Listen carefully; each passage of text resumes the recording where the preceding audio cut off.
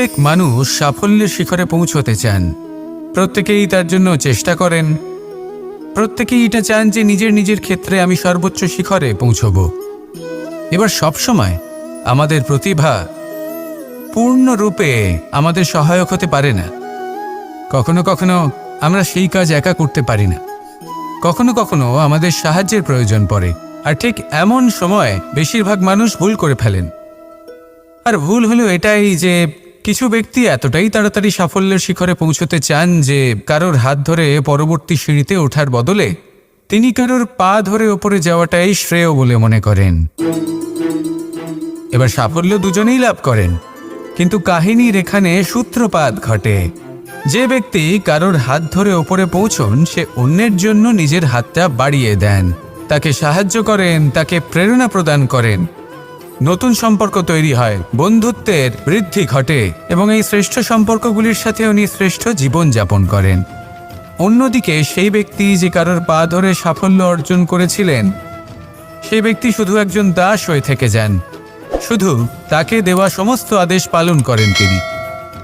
তার নিজের কোনো ব্যক্তিত্ব গড়ে ওঠে না। সেই জন্য আপনি যখনই সাফল্যের পথে অগ্রসর হচ্ছেন তখন পথ নির্বাচন সঠিকভাবে করুন, কারণ সাফল্যের ঊর্ধ্বেও একটি অন্য জীবন আছে। আসুন আমার সাথে ভালোবেসে বলুন রাধা রাধা। সকলের মন আনন্দে ভরিয়ে তোলে কোকিলের মধুর স্বর, কিন্তু এই মধুর স্বর আমরা বর্ষাকালে শুনতে পাই না কেন? তার কারণ কিন্তু এটা নয় যে বর্ষাকালে কোকিল অসুস্থ থাকে, তা নয়। কোকিল সিদ্ধান্ত নেয় নীরব থাকার, কিন্তু এই সিদ্ধান্ত কেন নেয়? তার কারণ হলো ব্যাঙ। বর্ষার ঋতুতে অনেক ছোট ছোট স্থানে জল জমে, আর সেই কারণে অনেক ব্যাঙের জন্ম হয়। এবার ওই ব্যাঙগুলোর ধ্বনি এতটাই প্রবল হয় যে তাদের মাঝে এই কোকিল যতই মধুর সুরে ডাকুক না কেন তার স্বর আমাদের কানে পৌঁছবে না। সেই জন্য ও সিদ্ধান্ত নেয় চুপ থাকার। আর এটাই হলো আমাদের জীবনের শিক্ষণীয় বিষয়। আপনি যদি এমন কোথাও থাকেন যেখানে আপনার আশেপাশে মূর্খ মানুষ আছেন, তাহলে সেখানে চুপ করে থাকাই হলো সবথেকে শ্রেষ্ঠ সিদ্ধান্ত। কারণ ওই মূর্খদের চিৎকারের সামনে কেউ আপনার জ্ঞানের কথা বুঝতেই পারবে না। সেই জন্য সেখানে চুপ করে থাকুন। পরবর্তীতে গিয়ে যেমন এই ব্যাঙের ডাক এটা শান্ত হবে আর তারপর থেমে যাবে, ঠিক তেমন মূর্খদের সময় একটা নির্দিষ্ট কালের পর গত হয়, আর তারপরে আসে বিবেকবানদের সময়, আপনার সময়। শুধু ধৈর্য ধরুন। আসুন আর আমার সাথে ভালোবেসে বলুন রাধা রাধা। প্রেম অত্যন্ত পবিত্র অনুভূতি, শুদ্ধ অনুভূতি। কোনো অশুভ মানুষের হৃদয় পরিবর্তন করার ক্ষমতা রাখে, তাদের মনেও করুণা জাগ্রত করার ক্ষমতা রাখে। কিন্তু কিছু মানুষ এমন আছেন, কিছু পরিস্থিতি, কিছু মুহূর্ত এমন আসে যখন প্রেমে শান্ত থাকা যায় না।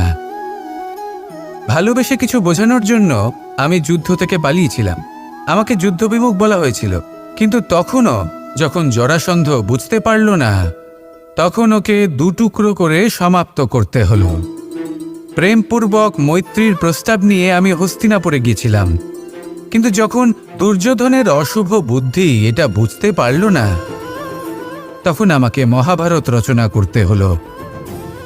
ভালোবেসে এই সংসারের জন্য আমি বাঁশি বাজাই, কিন্তু এমন কিছু মানুষ আছেন যারা প্রেমের ভাষা বুঝতে পারেন না। তাদের হাত থেকে এই সংসারে যে ভালোবাসা আছে তাকে রক্ষা করার জন্য আমাকে হাতে সুদর্শন চক্র তুলে নিতে হলো। এই সংসারে ভালোবাসা গুরুত্বপূর্ণ। এই সংসারকে যদি ভালোবাসা দিয়ে ভরিয়ে তুলতে পারেন, এই সংসার একটু বেশি সুন্দর হয়ে উঠবে, চারিদিকে প্রসন্নতা ছেয়ে যাবে। কিন্তু যখন এমন একটা সময় আসে যখন ভালোবাসা সংকটে পড়ে যায় আর তাকে রক্ষা করা অনিবার্য হয়ে পড়ে, তাহলে যদি তার জন্য কঠোর হতে হয় সেটা হন, যদি হাতে অস্ত্র তুলে নিতে হয় তা তুলে নিন। এই ভালোবাসাকে সুরক্ষিত রাখা প্রয়োজনীয়। আসুন আমার সাথে ভালোবেসে বলুন রাধা রাধা। মানুষের জীবনে দুটি বড় মাপের সম্বল আছে। প্রথম হলো আশা। আশা, যেটা আমাদের সামনে পথ চলার প্রেরণা যোগায়। আশা যা আমাদের শক্তি প্রদান করে, সাহস যোগায়, আমাদের এটা বোঝায় যে এখন অনেক কিছু শুভ হওয়া বাকি আছে, ভয় পেও না। আর দ্বিতীয় হলো বিশ্বাস। জীবনে যখনই আমরা কাউকে বিশ্বাস করি তখন একটা বিশেষ মাপের শক্তি অনুভব করি। কখনো কখনো এই আশা হতাশায় পরিবর্তিত হয়ে যায়, আর বিশ্বাসঘাতকতায় পরিবর্তিত হয়। তখন কি করা যায়? তখন কি আপনি এটা বলবেন যে আশা করা অনুচিত, বিশ্বাসের অস্তিত্ব নেই? না, এটা কখনোই অনুচিত নয়। আপনি যদি কাউকে বিশ্বাস করেন আর সেই বিশ্বাস যদি সেই ব্যক্তি ভঙ্গ করে, তাহলেও এটা আপনার দোষ, কারণ আপনি সিদ্ধান্ত নিয়েছিলেন যে আপনি সেই ব্যক্তির ওপর বিশ্বাস করবেন। আপনার সিদ্ধান্তে দোষ ছিল, আপনার ভাগ্যে নয়। কিন্তু ধরুন এমন একটা পরিস্থিতি এলো, তখন কি করা উচিত? আশা করুন তাদের থেকে যারা আপনার থেকে বড়, আর বিশ্বাস করুন তাদের যারা আপনার সমতুল্য। আশা করতে হলে ঈশ্বরের কাছে করুন যে আমি জীবনে যা কিছুই করছি, যে কর্ম করছি, যাকে বিশ্বাস করছি, তারা আমার সাথে যেন কোনো অনুচিত না করেন। আমি শুধু এটাই আশা করব। আর বিশ্বাস অন্য কারোর ওপর করার আগে নিজের ওপর করুন, কারণ সত্যি বলতে আপনি নিজেকে কখনোই ঠকাবেন না, তাই না? আসুন আমার সাথে ভালোবেসে বলুন, রাধা রাধা। এই নিম পাতাকে দেখুন, ওর কিন্তু অনেকগুলো গুণ আছে। অনেক অসুখের নিরাময়ের জন্য এই নিম ওষুধ হিসেবে ব্যবহৃত হয়। এটা এই পরিবেশের জন্যও ভালো, আমাদের শরীরের জন্যও ভালো। কিন্তু যখন এটা চেখে দেখবেন তখন বুঝতে পারবেন এই নিম পাতা খুব তেতো। এবার এই যে নিম পাতার স্বাদ তেতো, সেটা কি খারাপ ব্যাপার? তেতো স্বাদ হওয়া কি খারাপ ব্যাপার? দেখুন, নিম পাতার স্বাদ তেতো, তাতে ওর কোনো দোষ নেই। ঠিক সেভাবেই আমের স্বাদ মিষ্টি, তাতে আমের কোনো মাহাত্ম্য নেই। কে নির্ধারণ করে যে কোনটা মিষ্টি আর কোনটা তেতো? জিহ্বা। আমাদের জিহ্বা আমাদের বুঝিয়ে দেয় যে কোনটা মিষ্টি আর কোনটা তেতো, আর আমাদের এই জিহ্বার মিষ্টি পছন্দ। ঠিক সেভাবেই যদি আপনি নিমের মতো হন, আপনার মধ্যে অনেক ভালো গুণ আছে, আপনি জানেন, আপনি সৎকর্ম করতে চান আর করতেই থাকছেন। কিন্তু এমন কোনো ব্যক্তি আছেন যে আপনাকে ঠিক বুঝে উঠতে পারছেন না, কোনো ব্যক্তি হয়তো আপনাকে ততটা সম্মান করছে না, তাহলে এতে আপনার কোনো দোষ নেই। আপনি নিজের কর্ম করতে থাকুন। যদি সমস্যা বা দোষ কিছুতে থাকে, তাহলে সেই ব্যক্তির পরখ করার ক্ষমতায় আছে। আপনি শুধু নিজেকে বিকাশের পথে নিয়ে যান, সৎকর্ম করুন, আর আমার সাথে ভালোবেসে বলুন, রাধা রাধা। মস্তিষ্কের মেধা প্রত্যেক মানুষের কাছেই আছে। এর বর্গীকরণ করা সম্ভব 3টি স্তরে: নিম্ন, মধ্য এবং উচ্চ। এবার সেই ব্যক্তি যার মস্তিষ্ক মেধা নিম্ন স্তরের, তিনি কোন বিষয়ে কথা বলেন, কোন বিষয়ে আলোচনা করেন, কি কি সেই বিষয় যা নিয়ে এনারা ভাবেন? লেনদেন, লাভ ক্ষতি, সম্পর্ক ভাঙা গড়া, জীবনের এই ছোট ছোট বিষয়গুলি। এর ঊর্ধ্বে এনাদের কথা এবং ভাবনা যায়ই না। এবার যে ব্যক্তি এমন হন যার মস্তিষ্ক মেধা মধ্যস্তরের, সেই ব্যক্তি কি করেন, কোন বিষয়ে কথা বলেন? জীবনের ঘটনাগুলির বিষয়ে কথা বলেন। কি হয়েছিল, কিভাবে হয়েছিল, কিভাবে সেটা আরও বেশি শ্রেষ্ঠ করে তোলা সম্ভব। আর সেই ব্যক্তি যাদের মস্তিষ্ক মেধা উচ্চ স্তরে থাকে, তারা কি নিয়ে ভাবেন, তারা কি নিয়ে আলোচনা করতে থাকেন? তিনি ভাবেন যে কিভাবে নিজের চিন্তাভাবনা আরও বেশি শ্রেষ্ঠ করে তোলা সম্ভব। তিনি ভাবেন যে কিভাবে আমরা নিজেদের অপগুণগুলিকে দূর করে দিতে পারি, কারণ সেটা করতে পারলে জীবন আপনা থেকেই শ্রেষ্ঠ হয়ে উঠবে। মস্তিষ্ক মেধা আমাদের সবার কাছে আছে। এবার আমাদের এটা বেছে নিতে হবে যে কোন স্তরটা আমরা আপন করতে চাই। যদি আজকের এই মুহূর্তে আপনি নিম্ন স্তরেও থাকেন, তাহলে তা মেনে নিন, চিন্তার কোনো বিষয় নেই। এখনো চাইলে আপনি উচ্চ স্তরে পৌঁছতেই পারেন। সেটাই বেছে নিন, জীবন শ্রেষ্ঠ করে তুলুন, আর আমার সাথে ভালোবেসে বলুন, রাধা রাধা। অত্যন্ত শ্রেষ্ঠ একটা কথা আছে, যদি একটা দরজা বন্ধ হয় তাহলে ঈশ্বর নিজে আমাদের জন্য আরেকটা দরজা খুলে দেন। কিন্তু কিছু মানুষ আছেন যারা এটা ভাবেন যে আমার সাথে তো এরকম হলোই না, আমাদের জন্য তো কোনো নতুন দরজা খুলল না, কোনো নতুন পথ আমরা খুঁজে পেলাম না।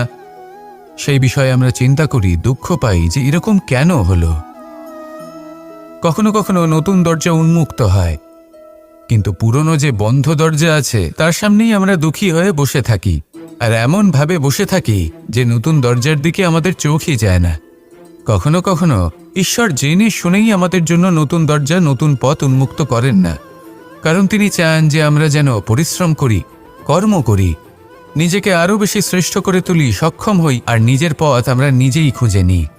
কখনো কখনো এমনও হয় যে ঈশ্বর চান যে আমরা যেন সেই পথে চলতে শুরু করে দিই। ভবিষ্যতে গিয়ে ঈশ্বর আমাদের সবকিছুই প্রদান করেন। মনে রাখবেন, যে ব্যক্তি নিজের বাড়িতে এসে নিজের দুঃখ নিয়ে বিলাপ করতে থাকেন, সুখ তার দরজায় পৌঁছে গিয়েও বন্ধ দরজা দেখে ফিরে চলে যায়। তাই দুঃখ আমাদের সকলের জীবনে আছে, কিন্তু সেই দুঃখকে আঁকড়ে ধরে বসে থাকবেন না, তাহলে আপনি আসন্ন সুখও ভোগ করতে পারবেন না। আসুন আমার সাথে ভালোবেসে বলুন, রাধা রাধা।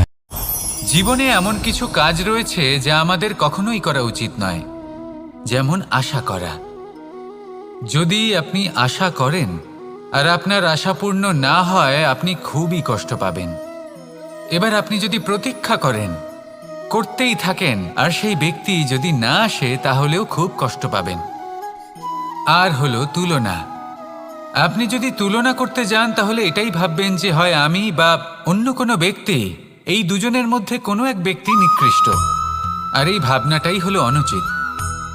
যদি আমরা কথা বলি সেই সব বিষয়ে যা আমাদের করা উচিত, যেমন পরীক্ষা, এই পরীক্ষা সবসময় আমাদের আরো সফল করে তোলে, আরো শ্রেষ্ঠ করে তোলে, আরো উৎকৃষ্ট করে তোলে। আসন্ন মহাসংগ্রামের জন্য আমাদের প্রস্তুত করে তোলে এই পরীক্ষা। তাই এই পরীক্ষার থেকে কখনোই পালাবেন না, এর সম্মুখীন হন। আর হলো কর্ম। কর্ম করা কখনোই বন্ধ করবেন না। তুলনা করার বদলে কর্ম করুন, প্রতীক্ষা করার বদলে কর্ম করুন, আর আশা করার বদলে কর্মই করুন। জীবন সফল হয়ে যাবে।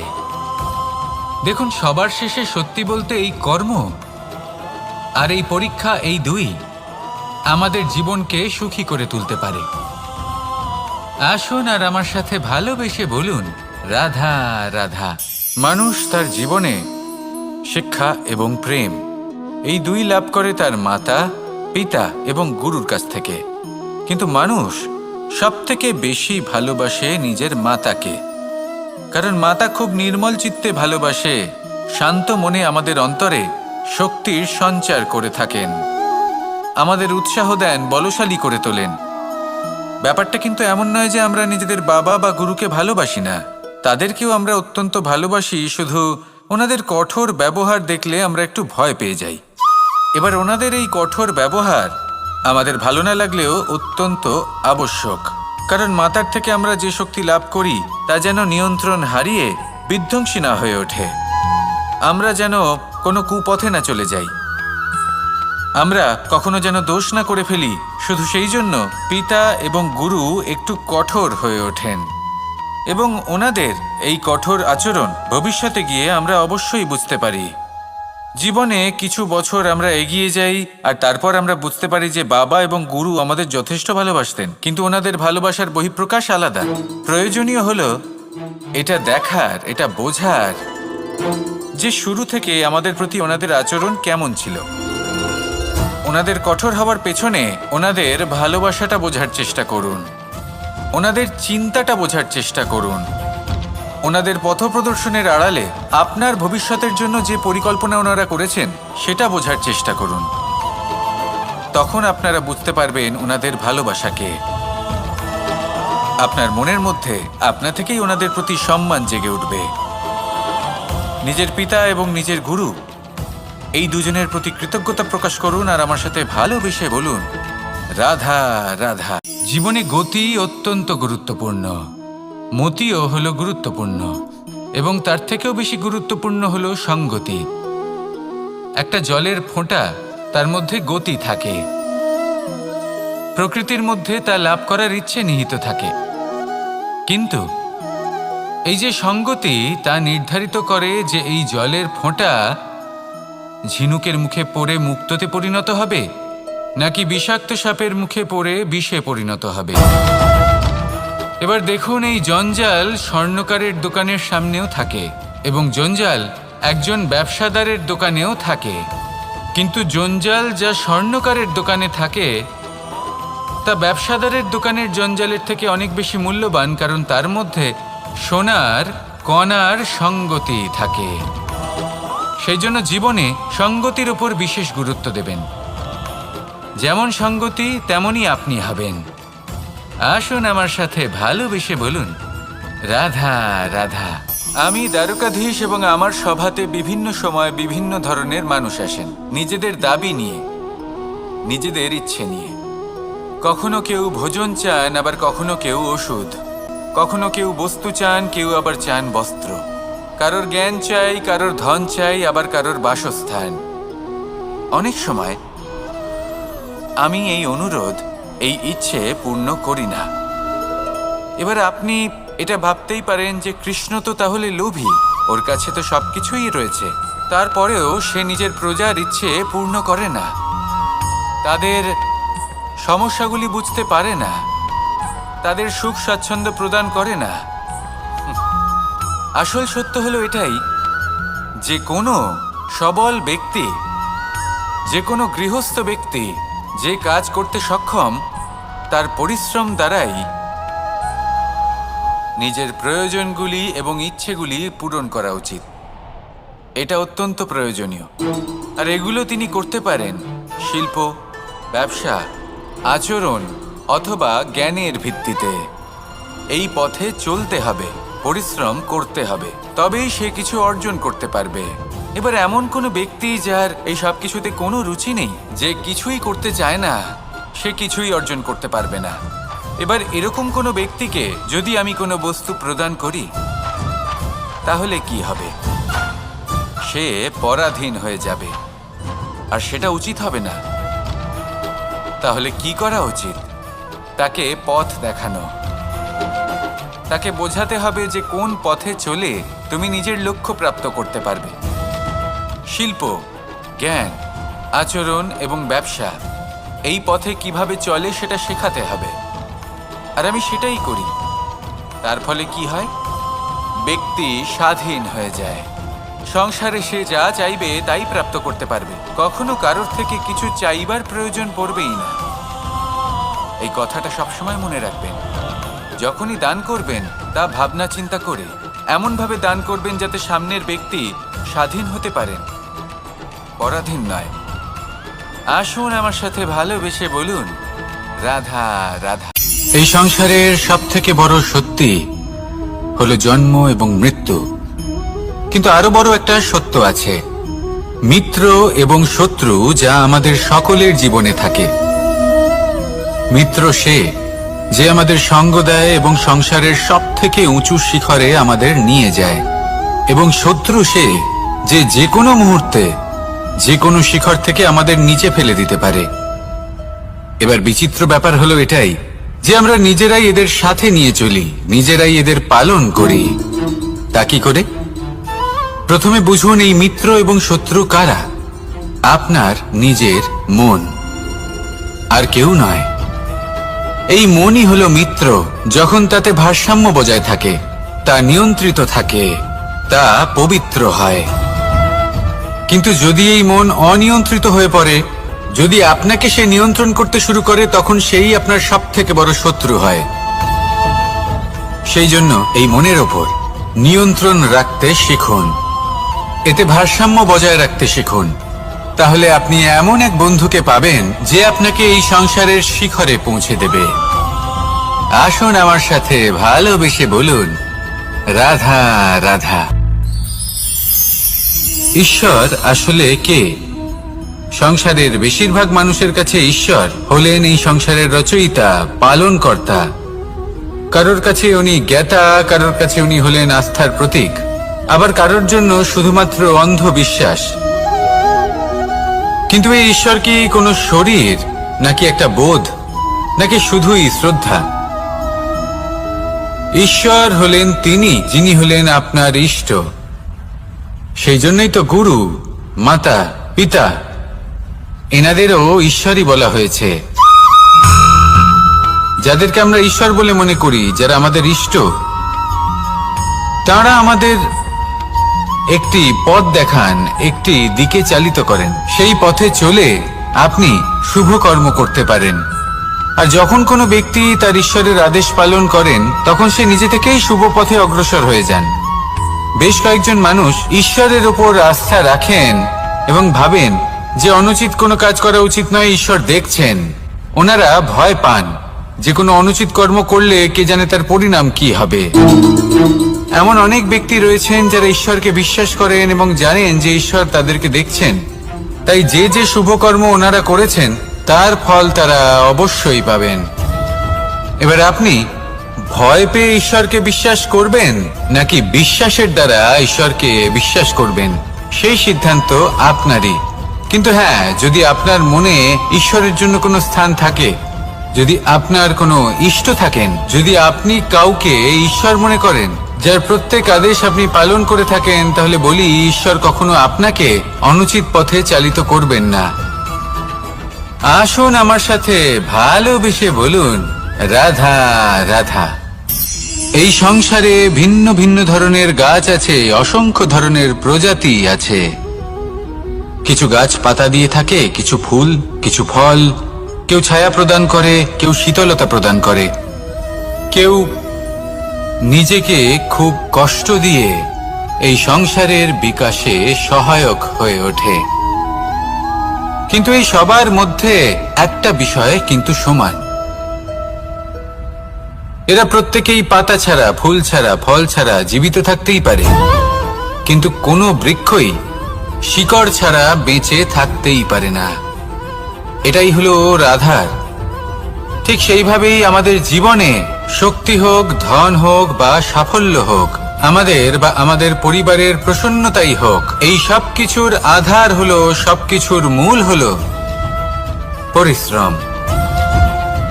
তাই জীবনে চিরকাল পরিশ্রম করতে থাকুন। যদি আপনি জীবনে মহান হবার পথে অগ্রসর হতে চান, তাহলে পরিশ্রম করুন। এই পরিশ্রম দ্বারাই নিজের পরিবারকে প্রসন্ন করুন, নিজের বন্ধুদের প্রসন্ন করুন, এই সমাজকে গর্বিত করুন। আসুন আমার সাথে ভালোবেসে বলুন, রাধা রাধা।